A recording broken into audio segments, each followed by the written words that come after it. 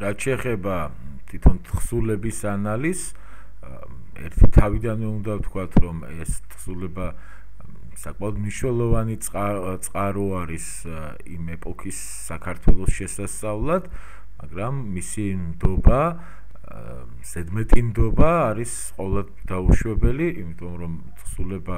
ხშირ შემთხვევაში შეიცავს ზღაპრულ აღწერილობებს, გვაქვს ისეთი მონაკვეთები, როდესაც ეს ლეგენდარული მეფეა ვახტანგ გორგასალი, ვინმე რეალური პიროვნება, ბევრი რამ ამ თხზულებაში ფიქსირებული ამბებიდან დაუჯერებელიც არის, ზოგი ანაქრონისტული, მაგალითად ესეთ შეიძლება იყოს მცდარი ცნობები, თუ იმ ბრძოლის ან პროცესის შესახებ, არ არის ყველა ტერმინი და ყველა მოვლენა, ყველა ტერმინის ზუსტი, ყველა მოვლენა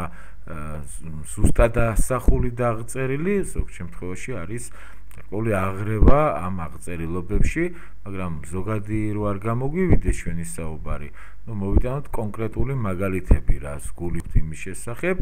მაგალითად, როცა ავტორი წერს, რომ ვახტანგის ერთ მებრძოლს მრავალი ლომი საკუთარი ხელით შეეპყრა და დაეხოცა, ამ შემთხვევაში რაც არ უნდა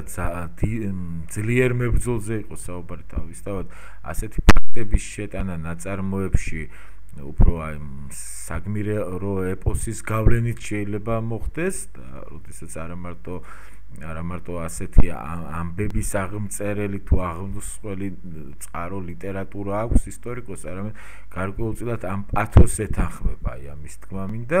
მეორე, მაგალითად აი ესეთი შედარება, ასეთი აზრით გამოხატვა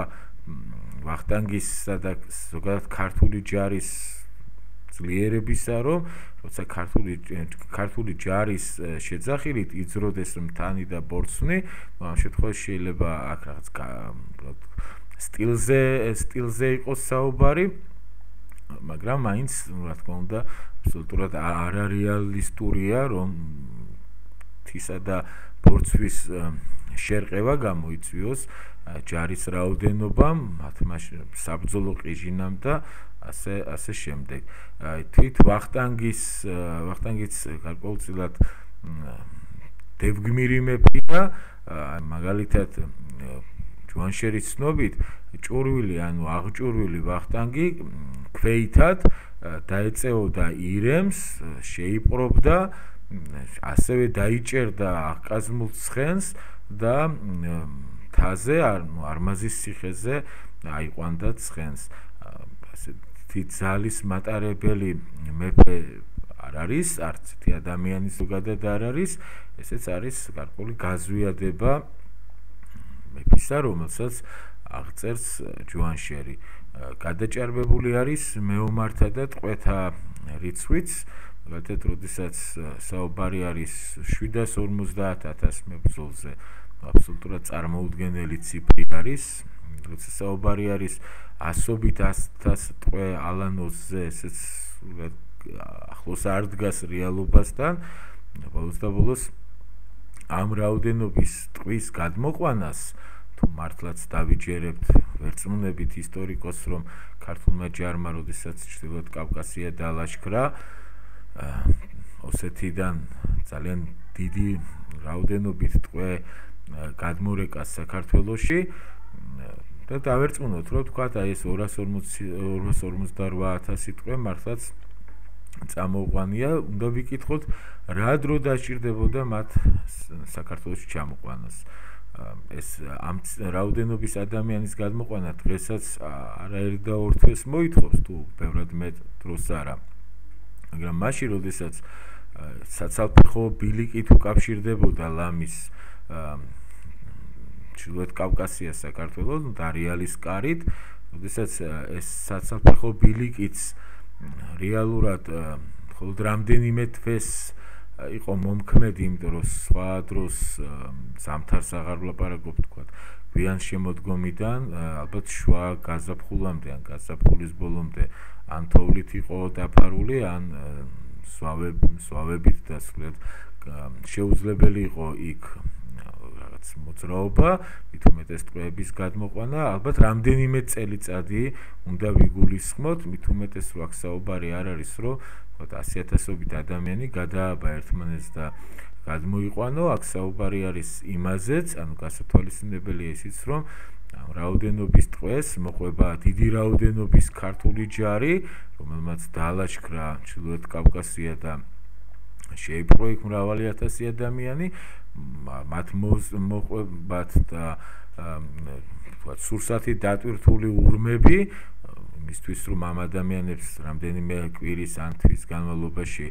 ბუნებრივი კვება სჭირდებათ და ასე შემდეგ, ანუ რა თქმა აქ მაინდამაინც საკამათო არ არის ის, რომ ესეთი ციფრები, აგრეთვე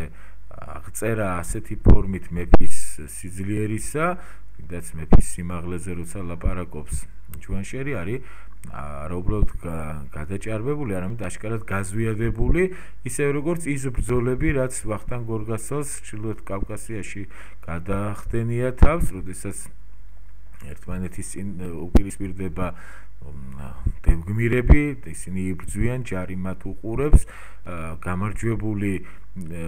რომელიმე მხარის მებრძოლი პალავანი ფაქტიურად ნიშნავს, რომ იმ მხარემ გაიმარჯვა ამ დაპირისპირებაში. ასეთი თქმულებები უფრო დამახასიათებელია ზეპირსიტყვიერებისათვის ან ესეთი გმირულ ლეგენდარული ეპოსისთვის და როგორც ჩანს, ერთიც და მეორეც ჯუანშერს გამოუყენებია, როდესაც გარკვეულ ცნობებს აგროვებდა ვახტანგის შესახებ და შექონდა თავის ნაწარმოებში. თუმცა ჩვენ არ გვინდა ისე წარმოვიდგინოთ ყველაფერი, რომ მხოლოდ ასეთი სახის ცნობებს შეიცავს ეს ნაწარმოები, არა, აქ არის რამდენიმე ძალიან მნიშვნელოვანი ცნობა, არა მარტო ისტორიული და პოლიტიკური პროცესისა, არამედ გარკვეული წესჩვეულებებისაც. მაგალითად, თლად უარსაყოფი არ არის აი ის, რაც უკვე ვთქვი, როდესაც ომის წინ ფალავნებს გამოიყვანენ განსაკუთრებულ მამაც და ძლიერ მებრძოლებს გამოიყვანდნენ მხარეები და მათ ერთმანეთთან აბრძოლებდნენ. ესეთი ტრადიცია გარკვეულწილად არსებობს, თუმცა ვერ ვიტყვი, რომ მას ისეთივე მნიშვნელობა ჰქონდა დამარცხებული მხარის გამოსავლენად, როგორადაც ეს ჯუანშერთან არის. გარდა ამისა, ჯუანშერი საუბრობს გაძიძების ტრადიციაზე საქართველოში და ჩვენ ვიცით, რომ ესეთი ტრადიცია ჩვენთან ნამდვილად არსებობდა. აზრი ამ შინაარსი ამ ტრადიციისა იყო ის, რომ მეფე თავიანთ შვილებს დიდ ფეოდალებს აზრდევინებდნენ, თავადები აზნაურებს, აზნაურები გლეხებს და ესეთი ტრადიცია დაცული არის თვით მე-19 საუკუნეშიც. ყველასფერს თავი რო დავანებოთ, მაგალითად აკაკი წერეთლის ჩემი თავგადასავალი მეტყველებს ამაზე, როცა აკაკი იგონებს იმ ბავშვობის წლებს, როდესაც ის იზრდებოდა გლეხის ოჯახში და იგონებს საკმაოდ კარგად, საკმაოდ ტკბილად, იმიტომ რომ იქ სწავლობდა ის იმ სამუშაოს, რომელსაც თავადის ოჯახში ვერასოდეს ვერ დაეუფლებოდა და რაც თავარია სწავლობდა შრომის მოყვარეობას. ამ იდეა გაძიძებისა ზუსტად ეს იყო, რომ გარკვეულწილად წოდებათა შორის ურთიერთობა აი ამ ფორმით მოგვარებულიყო დაძაბულობას, მტრობას, მოკეთეობა და ნათესაობა შეეცვალა. აკაკი წერეთელი მაგალითად და სხვაებიც ამას უკავშირებდნენ იმ ფაქტსაც, რომ საქართველოში სოციალური დაპირისპირებები, მაგალითად თავადებსა და გლეხებს შორის ნაკლებად იყო, რომ მაგალითად თავაც, რომელიც გაიზარდა, აღიზარდა გლეხის ოჯახში, გარკვეული ვალდებულება დაეცვა ეს ოჯახი ნამდვილად ჰქონდა და ხშირ შემთხვევაში ეს ურთიერთობა შთამომავლებზეც გადადიოდა, ეს კიდევ დაძაბულობას სოციალურ წოდებათა შორის არბილებდა. ჩვენთვის აქ საინტერესო არის ის, რომ შორეულ წარსულშიც ესეთი ჩვეულება საკმაოდ პოპულარული ყოფილა და მას არამხოლოდ შუა საუკუნეებში მიმართავდნენ, არამედ ბევრად უფრო ადრეც. შეიძლება ჯუანშერი მე-11 საუკუნის ისტორიკოსია და ზუსტად არ დავიჯეროთ, როდესაც ამ გაზიძებას მე-5 საუკუნის მოვლენების აღწერას უკავშირებს, მაგრამ პრინციპში გამორიცხულიც არაფერი არ არის, რომ თვით ვახტანგის ან ბევრად უფრო ადრინდელ ეპოქაშიც კი ასეთი ურთიერთობები არსებობდა და ეს ბუნებრივია გარკვეულ შედეგსაც მოქონდა ამას. მეორე ერთი ის რომ სოციალური დაძაბულობა იხსნებოდა, მეორე ის რომ მეტნაკლებად იხსნებოდა და მეორე ის რომ ამ შემთხვევაში მაღალი წოდების წარმომადგენელი ეცნობოდა მასზე დაქვემდებარებული წოდების წესჩვეულებებს თუ იმ მოვალეობებს, რაც მას ეკისრებოდა. ამ შემთხვევაში არ არის საუბარი მხოლოდ აზნაურთა შვილების, თავადთა შვილების გლეხთა ოჯახებში გაძიძებაზე, არამედ ჯუანშერთან ის მაგალითია, როცა მეფენი თავიანთ შვილებს მთავრებს აზდევინებენ. მეორე ეს არის დარბაზობის წესის აღწერა მეფე ვახტანგის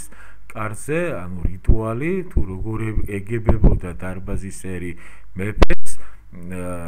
და მეორე მხრივ რა პატივს მიაგებდა მეფე მათ და აქ საუბარი არის გარკვეულ რიტუალზე, როგორ მაგალითად მეფესა და დიდ მთავრებს შორის ურთიერთობაზე, დიდ მოხელეთა მიგებებაზე მეფის მხრიდან და მათი მხრიდან მეფისადმი ამ ესეთი პატივისცემის გამოხატვის ტრადიციაზე. ჩვენ რა თქმა უნდა გვაქვს ბევრად უფრო მყარი ცნობები ამ წესთან დაკავშირებით, ვინმე ჯუანშერის ეს აღწერილობა, სპეციალური დოკუმენტები, სპეციალური იურიდიული ნორმები იქმნებოდა, თუ როგორ უნდა ჩატარებულიყო დარბაზობა, ვის რა მოვალეობა ჰქონდა დროს, მაგრამ ეს მაინც ეხება უფრო გვიანდელ პერიოდს, მე-14 საუკუნეს, და ძალიან საინტერესოა, რომ ბევრი ის წესი, რაც შემდგომ პერიოდის ქართულ კანონმდებლობაში აისახა, როგორც ჩანს, მტკიცედ არსებობდა, ვთქვათ, მე-6 საუკუნეშიც, ყოველ შემთხვევაში მე-11 საუკუნის დასაწყისში მაინც, როდესაც უკვე ჯუანშერი მოღვაწეობს და წერს თავის თხზულებს. ასევე ძალიან მნიშვნელოვან ცნობებს გვაწვდის ეს თხზულება ვახტანგ გორგასლის აღმშენებლობითი საქმიანობის შესახებ. ჩვენთვის ცნობილია, რომ ვახტანგ გორგასალი არა მარტო საეკლესიო რეფორმით იყო მნიშვნელოვანი ეს ეპოქა, რასაც მოყვა ქართული ეკლესიის ავტოკეფალურობა. ეს ეპოქა არ იყო მხოლოდ მნიშვნელოვანი იმ ბრძოლებით, რასაც სამეფო კარი და მთელი ერი აწარმოებდა სპარსი დამპყრობლების წინააღმდეგ. ამის შესახებაც გვექნება ჩვენ მოკლედ მსჯელობა, იმიტომ რომ ამ საკითხებსაც ეხება ჯუანშერი ბუნებრივია, მაგრამ ერთ-ერთი მთავარი, რითაც ეს მეფე გამოირჩევა, ეს არის აღმშენებლობითი საქმიანობა. ვიცით, რომ ვახტანგს უკავშირდება თბილისის დაარსება და აქ დედაქალაქის მცხეთიდან გადმოტანა, თუმცა მთლად სწორი ეს ცნობა არ არის. ვახტანგს შეიძლება უკავშირდებოდეს და ალბათ უკავშირდება კიდეც განზრახვა მცხეთიდან თბილისში დედაქალაქის გადმოტანისა, რაც მეორე მხრივ გამოიწვევდა ქალაქის თბილისის განაშენიანებას, გაზრდას, გაფართოებას, ახალი ციხესიმაგრეებისა თუ სხვა ნაგებობების აგებას, მაგრამ თავისთავად თბილისი უფრო ადრინდე ეს ტერიტორია ყოველ შემთხვევაში სადაც თბილისია და სადაც ვახტანგმა დედაქალაქი გადაიტანა, თუმცა ეს პროცესი მისი მემკვიდრის დაჩის დროს დასრულდა საბოლოო ჯამში. ეს ტერიტორია იყო ბევრად უფრო ადრე დასახლებული, კერძოდ ბრინჯაოს პერიოდიდან მოყოლებული არის არქეოლოგიური ნაშთები, რომელიც ზუსტად ამას ადასტურებს. თუმცა არა მარტო თბილისს ეხება ვახტანგის აღმშენებლობითი საქმიანობა, არამედ ეხება სხვა ქალაქებსაც, მაგალითად უჯარმას, არტანურს და ასე შემდეგ. ვახტანგის მოღვაწეობაში ვახტანგის სახელს უკავშირდება არაერთი ტაძრის აგება და მათ შორის სვეტიცხოვლის ქვის ტაძრისა. თქვენ მოგეხსენებათ, რომ როცა საქართველოს ქართლი გაქრისტიანდა, მირიან მეფემ აქ სვეტიცხოვლის ტაძარი ააგო, ოღონდ ეს იყო ხისა და ქვის პირველი ტაძარი, სწორედ ვახტანგის დროს იქნა აგებული და გადმოცემის მიხედვით იქვე იქნა დაკრძალული ვახტანგ გორგასალი.